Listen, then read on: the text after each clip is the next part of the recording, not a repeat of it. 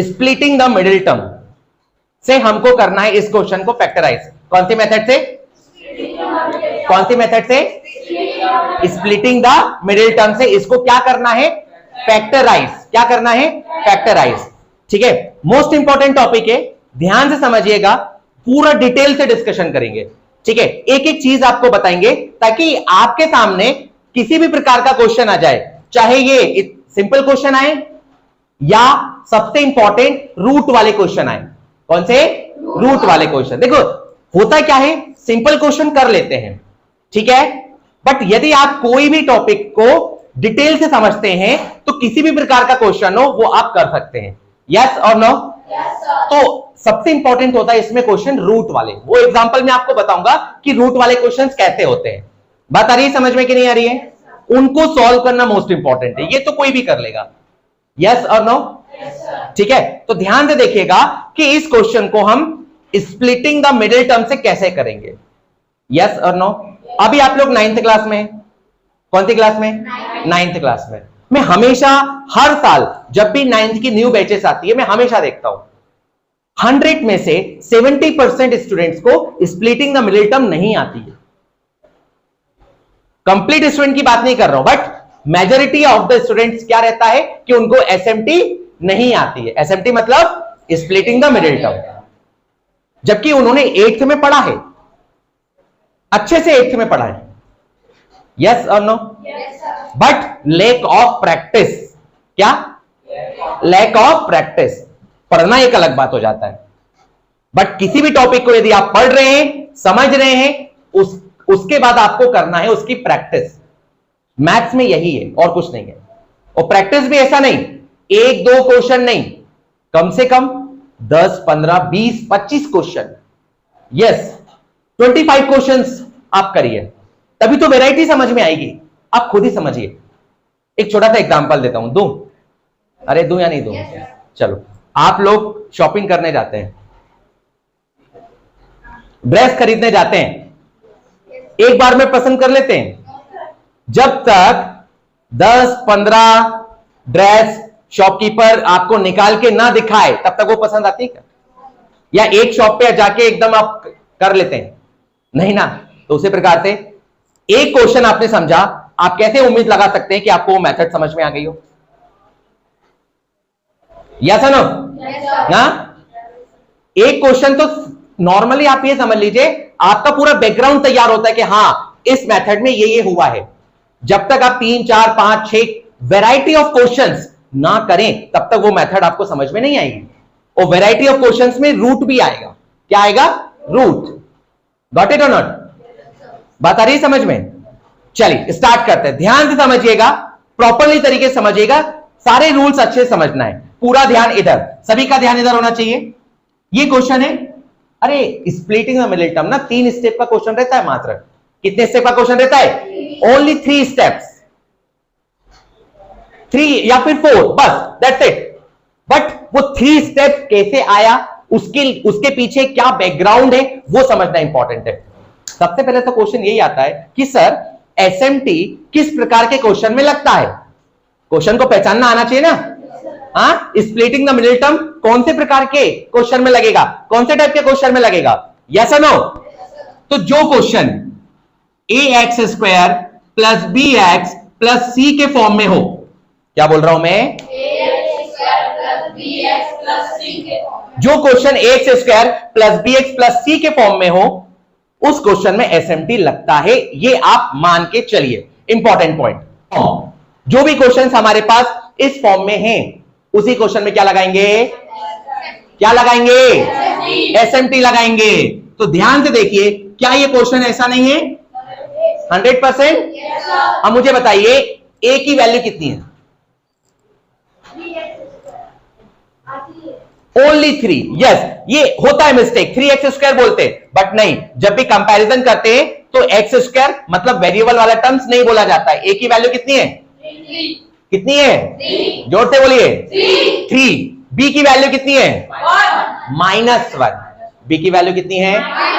और c की value कितनी है? बात आ गई समझ में? है ना? साइन के साथ बोलना है। चलो, मतलब हम ये सीख चुके हैं कि एसएमटी कब लगता है। सीखे या नहीं सीखे? पक्का?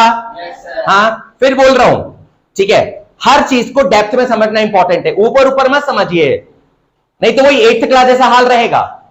और मैं हमेशा बोलता हूं 9th क्लास में यदि बच्चा आ गया, स्टूडेंट आ गया, तो 9th की ट्रेनिंग सबसे ज्यादा इंपॉर्टेंट होती है अपकमिंग क्लासेस के लिए, मतलब 10th बोर्ड के लिए, चाहे वो आपका स्टेट बोर्ड हो या फिर सीबीएसई बोर्ड हो या आईसीएसई बोर्ड क्यों ना हो। इसीलिए 9th में आपको बहुत जबरदस्त मेहनत करना है और हर एक कॉन्सेप्ट को डिटेल से पढ़ना है। क्लियर है? रूल नंबर 1, सबसे पहले मैं बोल सकता हूं ना, ए का मल्टीप्लाई सी में करना है, बोल सकता हूं ना, इसीलिए मैंने सबसे पहले यह बता दिया कि ए का मल्टीप्लाई किसमें करना है? सी में। मतलब 3 का मल्टीप्लाई आपने किसमें करा? -4 में। किसमें करा? तो कितना आ गया? अरे कितना आया? -12 आया कि नहीं? चलो पूरा ध्यान इधर,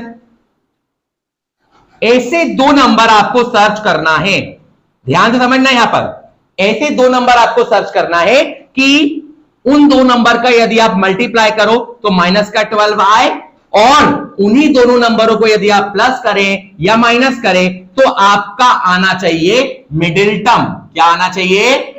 और मिडिल टर्म में क्या है? -1 है, x नहीं, -1। x के आगे कोई नंबर नहीं है तो क्या कहलाएगा? क्या कहलाएगा? 1। प्रॉब्लम समझ में आ रही है? चलिए, तो देखिए अब यहां पर ना डिजिट को पहचानना कोई बड़ी बात नहीं है, डिजिट इजीली तरीके से पहचान सकते हैं। पहचान सकते हैं कि नहीं? यहां सबसे इंपॉर्टेंट होता है साइन को एडजस्ट करना। याद रखना, आपको मल्टीप्लाई करने पे क्या चाहिए? -12, और प्लस या माइनस करने पे क्या चाहिए? -1 चाहिए। याद रखना ये चीज। चलिए, तो आप भी बताइए, हम डिजिट कौन सी ले? 3 और 4 ले, आराम से। चलिए, यहां मैंने 3 ले लिया और क्या ले लिया? इधर 4 ले लिया। अरे लिया कि नहीं? कंफर्म? डिजिट तो ले लिया 3 और 4, बट अब इधर समझिएगा कि सर साइन कैसे लें? क्या माइनस का 3 माइनस का 4 ले लें, या फिर प्लस का 3 माइनस का 4, या माइनस का 4 प्लस का 3, या दोनों प्लस के ले लें? यस और नो? तो हमारे पास 4 ऑप्शन है। कितने ऑप्शन है? 4 ऑप्शन। पूरा ध्यान इधर देखिए, साइन कैसे हम लेते हैं, पूरा ध्यान इधर मैं बता देता हूं। हमारे पास या तो हम दोनों प्लस का ले सकते हैं, या दोनों, या एक प्लस का दूसरा, या दूसरा आपका पहला माइनस का दूसरा, ये 4 ऑप्शन है, समझना। और मेरे पास नंबर है 4 और 3। कौन सा नंबर है? चलिए, यदि मैंने दोनों पॉजिटिव ले लिए, प्लस का 4 प्लस का 3, तो मेरे पास आ जाएगा प्लस का 12। मल्टीप्लाई करने पे आएगा या नहीं? प्लस का 12 आएगा। क्या मुझे प्लस का 12 चाहिए? यस और नो? और सबसे इंपॉर्टेंट बात ये कि 4 प्लस का 4 प्लस का 3, इन दोनों को मैं सॉल्व करूंगा तो प्लस का 7 आ रहा है। क्या आ रहा है? क्या हमको प्लस का 7 चाहिए? क्या चाहिए हमको? -1। तो फर्स्ट ऑप्शन हम लेंगे क्या? अरे लेंगे क्या? अब अगला ऑप्शन समझिएगा, यदि मैं लेता हूं 4 प्लस का ले लिया, ये देखिए ये वाला मैं ले रहा हूं, है ना, और 3 मैंने माइनस का ले लिया, समझना। 4 और 3, बताइए, ये इन दोनों को मैं सॉल्व करूंगा तो प्लस का बना रहा है या फिर माइनस का बना रहेगा? प्लस का बना रहा है, माइनस का 1 नहीं आ रहा, और मुझे क्या चाहिए? माइनस का 1। तो मैं क्या नहीं ले सकता? ये भी मैं नहीं ले सकता। चलो अब मैं ये एक बार चेक कर ले। चलो अब मैंने ले लिया माइनस का 3 और माइनस का 4। अब बताइए जरा ध्यान से, माइनस का 7 आ गया ना? अरे माइनस माइनस प्लस, दोनों नंबर प्लस हो जाएंगे, और बिगर नंबर साइन कॉन्सेप्ट। क्या? दोनों में से बिगर नंबर कौन सा है? 4। तो माइनस का 7 आया कि नहीं आया? माइनस का 7 चाहिए क्या हमको? तो ये भी नहीं ले सकते। अब बचा क्या? माइनस का 4 और प्लस का 3। मैं यहां लिख देता हूं, माइनस का 4 और प्लस का 3। देखिए, ले ले? देखिए जरा ध्यान से, माइनस का 1 आया कि नहीं आया? आया कि नहीं? बिल्कुल आ चुका है। अच्छा, अब इन्हीं दोनों नंबरों का मल्टीप्लाई कर लो आप, ये लीजिए, तो माइनस का 12 आएगा कि नहीं आएगा? इसका मतलब माइनस का 4 और प्लस का 3 हम लेंगे। यस और नो? बहुत बारीक सा डिफरेंस है इन दोनों में। ये देखिए जरा, इन दोनों में, इसमें और इसमें। आपने प्लस का 4 माइनस का 3 ले लिया तो देखो नहीं आया था। आया था क्या? नहीं आया था। सच बता रहा हूं, हर एक मेथड को बहुत बारीक से हमको समझना पड़ेगा। दिक्कत समझ में आया? चलो, तो इसका मतलब डिजिट लेना भी हम सीख चुके हैं, और क्या लेना सीख लिए? साइन। क्या लेना सीख लिए? और 80% स्टूडेंट्स को साइन में प्रॉब्लम होती है। यस और नो? तो बेसिक तरीके पे जाना है आपको। शुरू में दिक्कत होगी, बट 10 15 20 क्वेश्चन कर लेंगे, फिर हैबिट में आ जाएगा, फिर आप डायरेक्ट करोगे। यस और नो? अभी आप समझ रहे हो, डिटेल से समझ रहे हो, इसलिए आपको ज्यादा समय लग रहा है। 10 क्वेश्चन कर लिए ना आपने, फिर आपका दिमाग ऑटोमेटिकली बोलेगा कि माइनस ले, प्लस ले, या दोनों माइनस ले, दोनों प्लस ले, अपने आप बोलेगा। यस और नो? चलो जी, तो फाइनली ये सारे रूल आपको समझ में आ गए। क्या क्या करा हमने स्टेप बाय स्टेप? तो ये पूरा की पूरा ये जो बैकग्राउंड में हमने करा है, ये इंपॉर्टेंट है। यस और नो? यदि ये चीज समझ में आ गई तो आप किसी भी प्रकार का क्वेश्चन कर सकते हो, कोई प्रॉब्लम नहीं है।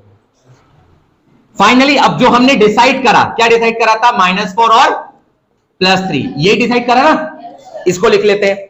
समझिए अब अगला रूल क्या, अगली स्टेप में क्या करेंगे? स्टार्टिंग की टर्म्स और लास्ट की टर्म्स वैसी की वैसी, उसमें कोई भी चेंजेस नहीं, सबसे पहले ऐसे ही करिए। यस और नो? और मिडिल में आप लिखिए -4x और +3x। फिर भी मैंने बहुत सारी कॉपियों में देखता हूं, एग्जाम में देखता हूं कि ये x लिखना भूल जाते हैं बच्चे। यस और नो? बट आपको x भी लिखना है ना?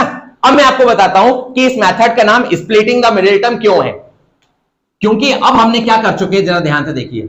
ये आपका मिडिल टर्म था, उसको क्या कर दिया हमने? कितने पार्ट में? इसीलिए इस मेथड का नाम क्या है? Splitting the middle term. First term और लास्ट टर्म को कुछ भी नहीं करेंगे। यस और नो? अब आगे, अब अगला स्टेप क्या सर? यहां तक तो आपने अच्छे तरीके से समझा दिया, हमने समझ भी लिया। अब आगे क्या? सिंपल सी बात है। अब क्या करना है आपको? Make pair take common. क्या बोला मैंने? पेयर मतलब दो एलिमेंट का एक पेयर बना लीजिए, उस पर अंडरलाइन करिए। अंडरलाइन करना ना भूले, आप अंडरलाइन करेंगे तब आपको समझ में आएगा कि ये पेयर बन गया। और फिर यहां भी अंडरलाइन कर लिए। अब इसके बाद क्या? इसके बाद कॉमन लेता है। क्या? कॉमन। बच्चों को कॉमन लेने में भी दिक्कत होती है, मैं बता रहा हूं आपको। स्टूडेंट्स कॉमन लेने में कंफ्यूज हो जाते हैं, सर क्या कॉमन ले? यस और नो? उसका रीजन यही है कि 8th क्लास 7th क्लास में प्रैक्टिस नहीं कर पाना, दैट्स इट। चलो कॉमन लेते हैं। सबसे पहले हम कॉमन लेंगे नंबर में से। किसमें से? नंबर में से। अब नंबर में कॉमन लेने का रूल, इधर कौन सा नंबर है और इधर कौन सा नंबर है? अपने आप से क्वेश्चन करिए, ऐसा कौन सा टेबल है जिसमें 3 और 4 दोनों आते हो? अपने आप से क्वेश्चन करिए। 1 का ही है ना? यस और नो? है ना? किसी ने बोला था सर नहीं है। जब नहीं आंसर आ जाए तो फिर आपको क्या उठाना है? 1, क्योंकि 1 में 3 और 4 दोनों आ रहे हैं। इसका मतलब ये हुआ, इसका मतलब सर हम दोनों में से 1 कॉमन ले। यस, क्या कॉमन लेना है? 1।